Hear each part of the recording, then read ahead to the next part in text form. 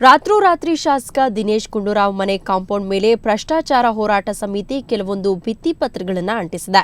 ಬೆಂಗಳೂರಿನ ಆರ್ಟಿ ನಗರದಲ್ಲಿರುವ ಶಾಸಕ ಗುಂಡೂರಾವ್ ಮನೆಯ ಕಾಂಪೌಂಡ್ ಮೇಲೆ ಭಿತ್ತಿಪತ್ರವನ್ನು ಅಂಟಿಸಲಾಗಿದೆ.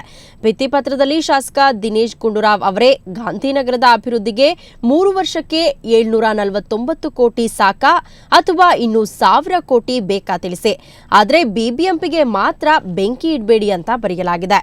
ಕೆಲ ದಿನಗಳ ಹಿಂದೆ ದುಷ್ಕರ್ಮಿಗಳು ಬಿಬಿಎಂಪಿ ಕಚೇರಿಗೆ ಬೆಂಕಿ ಹಚ್ಚಿ ಅದರಲ್ಲಿದ್ದ ಮಹತ್ವದ ದಾಖಲೆಗಳನ್ನು ಸುಟ್ಟು ಹಾಕಿದ್ರು. ಆದರೆ ಶಾಸಕ ಗುಂಡೂರಾವ್ ಮನೆಯ ಮೇಲೆ ಈ ರೀತಿ ಬರೆದಿರುವುದನ್ನು ನೋಡಿದ್ರೆ ಹಲವು ಅನುಮಾನಗಳಿಗೆ ಎಡೆ ಮಾಡಿಕೊಟ್ಟಿದೆ.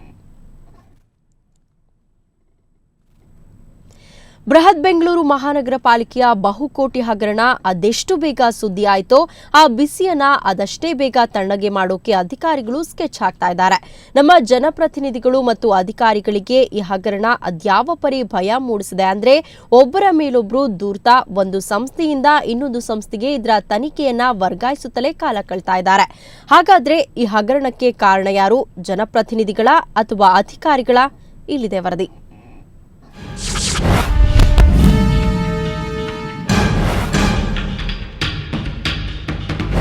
1539 ಕೋಟಿ ರೂಪಾಯಿ ಹಗರಣ. ಬೃಹತ್ ಬೆಂಗಳೂರು ಮಹಾನಗರ ಪಾಲಿಕೆಯ ಬೃಹತ್ ಹಗರಣದ ಮೊತ್ತ ಇದು.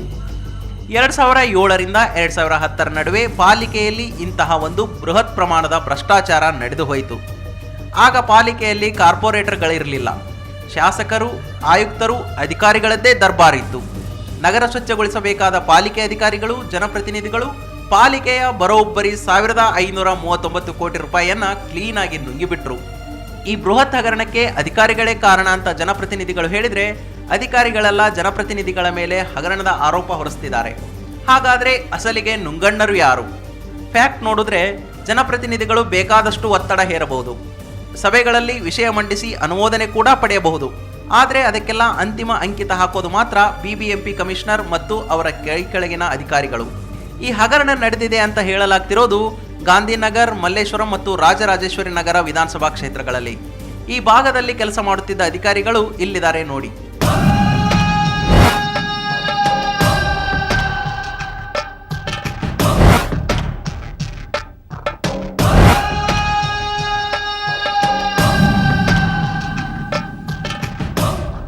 ಹಗರಣದ ಹಿಂದಿನ ಅಧಿಕಾರಿಗಳು: ಎಸ್ ಸುಬ್ರಹ್ಮಣ್ಯ 2007ರಿಂದ 2010ರವರೆಗೆ ಪಾಲಿಕೆ ಆಯುಕ್ತರಾಗಿದ್ದವರು. ಬಿಟಿ ರಮೇಶ್, ರಂಗರಾಜು, ಶ್ರೀನಿವಾಸ್ ಮುಖ್ಯ ಅಭಿಯಂತರರು.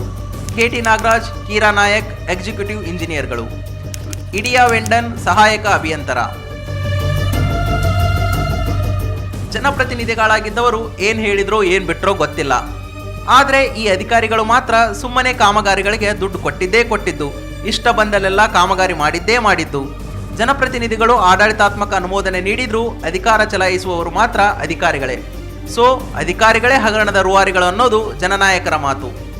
ಈ ಪ್ರಾಧಿಕಾರ ಮುಂದೆ ಹೋದಾಗ ಅವರು ಸ್ಯಾಂಕ್ಷನ್ ಕೊಡ್ತಕ್ಕಂಥದ್ದು ಅಷ್ಟು ಬಿಟ್ಟರೆ, ಅಡ್ಮಿನಿಸ್ಟ್ರೇಷನ್ ಸ್ಯಾಂಕ್ಷನ್ ಕೊಟ್ಟೋದು ಬಿಟ್ಟರೆ ಟೆಕ್ನಿಕಲ್ ಸ್ಯಾಂಕ್ಷನ್ ಕೊಡೋಕ್ಕೆ ಯಾವ ಜನಪ್ರತಿನಿಧಿಗೂ ಇರೋದಿಲ್ಲ. ಇಲ್ಲಿ ಏನೇ ಇದ್ದರೂ ನಾವು ಇದರಲ್ಲಿ ಏನಾದರೂ ಲೋಪಗಳಿದ್ದಾಗ ನಾವು ಕೇಳ್ತಕ್ಕಂಥದ್ದು ಕಮಿಷನರು ಅಥವಾ ಇಂಜಿನಿಯರ್ಸು ಅಥವಾ ಮುಖ್ಯಸ್ಥರು ಯಾರಿದ್ದಾರೆ, ಇಂಜಿನಿಯರ್ಸ್ ಆಗಿರ್ಬೋದು ಅಥವಾ ಝೋನಲ್ ಆಫೀಸರ್ಸು, ಅವ್ರನ್ನ ನಾವು ಕೇಳೋದಕ್ಕೆ ಪ್ರತಿಯೊಬ್ಬ ಅಧಿಕಾರಿಗೂ ಪ್ರತಿಯೊಬ್ಬ ನಾಗರಿಕನಿಗೂ ಇರ್ತಕ್ಕಂಥ ಅಧಿಕಾರ. ಪಾಲಿಕೆಯಲ್ಲಿ ಈ ಬಹುಕೋಟಿ ಹಗರಣ ನಡೆದಿದೆ ಎನ್ನಲಾದ ಸಮಯದಲ್ಲಿ ಕಾರ್ಪೊರೇಟರ್ಗಳ್ಯಾರೂ ಇರಲಿಲ್ಲ. ಶಾಸಕರು, ಪಾಲಿಕೆ ಆಯುಕ್ತರದ್ದೇ ದರ್ಬಾರಿತ್ತು.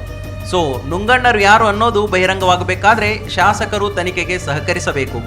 ಅಧಿಕಾರಿಗಳ ವಿರುದ್ಧ ತೀವ್ರವಾದ ತನಿಖೆ ನಡೀಬೇಕು. ಅದು ಆಗುತ್ತಾ ಅಥವಾ ಹಗರಣ ರಾಜಕೀಯ ರಾಡಿಯಾಗಿ ಮುಚ್ಚಿ ಹೋಗುತ್ತಾ? ಅಶ್ವಿನಿ, ಸುವರ್ಣ ನ್ಯೂಸ್ 24/7 ಬೆಂಗಳೂರು.